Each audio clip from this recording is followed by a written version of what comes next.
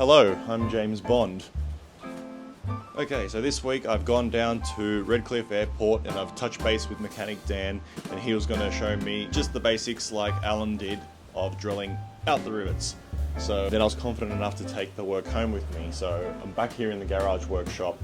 I had Steve come over last night, he gave me a hand and we started de-riveting what we could. So vertical stabilizer, rudder, that's our job to complete, and we'll show you what we've already done. So let's go have a look. And here's a quick time lapse of me doing some work at the hangar. So now we're going to continue on, but first, before I continue on and strip the skin completely, I'm going to show you what we've got up to. Right, okay, well we start by, on some of the rivets, you mentioned center punching them. These are 4 to 6 AD rivets, which means they already have a center punch in the center of each rivet. So you don't necessarily need to center punch each rivet individually. You can start straight away with your drill in that each of these already have an indent in the center of the rivet. You can just see small little divots in the center of each rivet.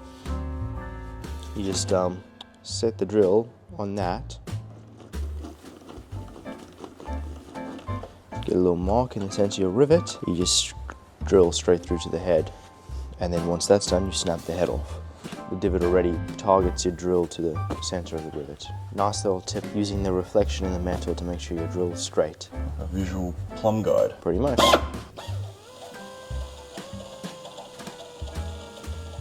That's good. If you want to go a bit deeper, just a slight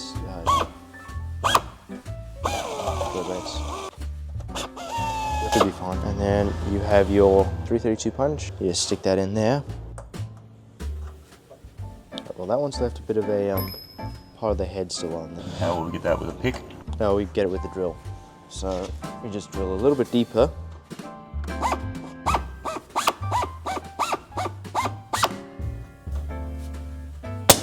And out pops a rivet. Beautiful. Yeah, so every time you drill out a rivet and put a rivet back, the hole gets a little bit bigger every time. So we don't want to keep doing this? No. Okay. Once you find the center,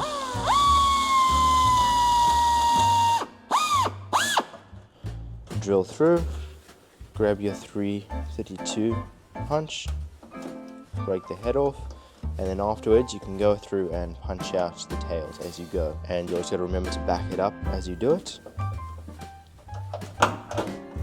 Out comes rivets. Excellent. By avoiding putting the drill bit through, we preserve the size of the hole as best as possible. Alright, the skin has been de-riveted, but some are still stuck in there and I'm not brave enough to take them out until Dan gets here. Next please. I've done one side of the skin, and now I have to remove the other side's rivets holding them down. Why won't this focus? A few more rivets to go, and we'll have the other side of the skin sorted.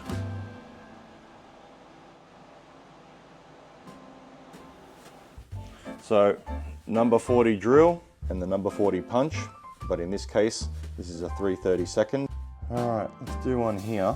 So I can move along with what I'm supposed to be doing, which is drilling and not talking to the camera. Use the reflection in the bodywork to keep your drill plumb. Depth check. No, that needs more. We've drilled into the head of our rivet. I'm going to place our punch into the center, and we're going to rock it around until that breaks free, like that. And hopefully by doing so, our dimple is still in good condition and we can reuse it. There's quite a few to do, as you can see. So time to switch the camera off and get cracking. Okay, small milestone achieved. I've removed the skin from the vertical stabilizer. Next up, rudder, and then onto the next one. Okay, progress has been made. The rudder skin has been removed, and that's the rudder on the floor. Alright, rudder, vertical stabilizer, stripped, de-riveted, and all the other little things that are getting in our way to proceed. Counterweight has been taken off, and all the other little fiberglass components. And now I'm going to take this down and get inspected with Dan for its condition. Rivets. Next up, the elevator. No easy way to do this, we just gotta keep on drilling. We will drill, baby, drill.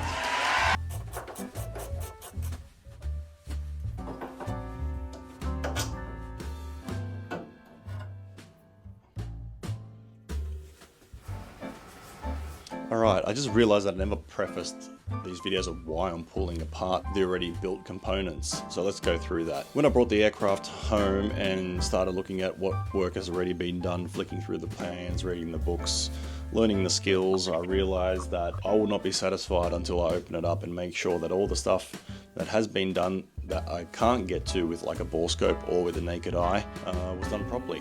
So drilling and de-riveting and lots of that, ultimately to take the skins off, to find that I also wasn't happy with the preparation of the metal. So what I'm going to have to do is actually now disassemble the structural components and rebuild them, but I'm going to have to prepare the material properly and then reassemble them. So let me show you some of the little things I found that I wasn't happy with, and hope we can remedy them.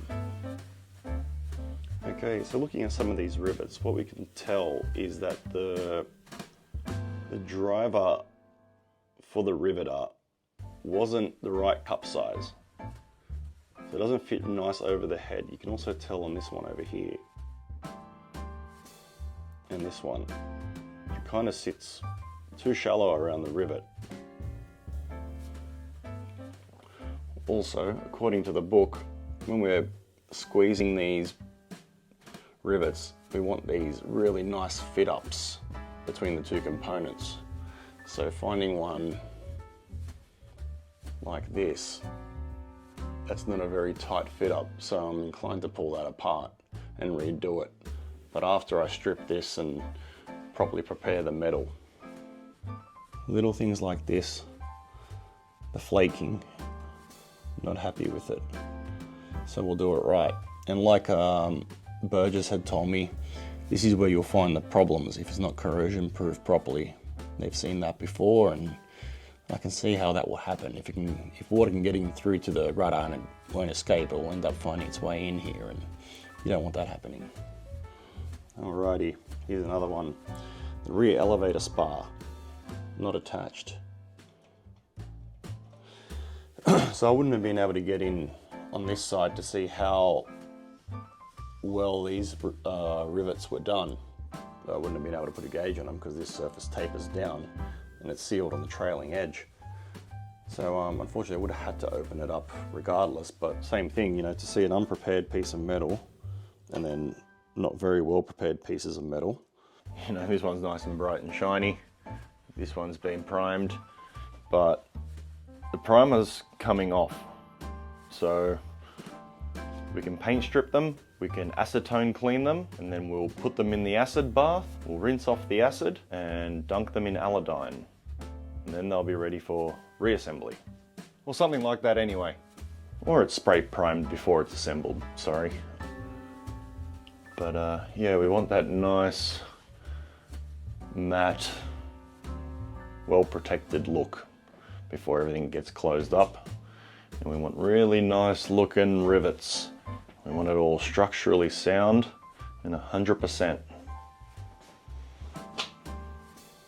Alright, so I've hit a point where I'm running out of room. I can pull apart these pieces, those pieces, but before I start on the horizontal stabilizer, I'm going to have to make some more room in here. So I'm going to have to get rid of the towel cone for the time being, and that way I can set up the bench end to end and I'll have a fairly decent workspace so I can open up the horizontal stabilizer. Something like that.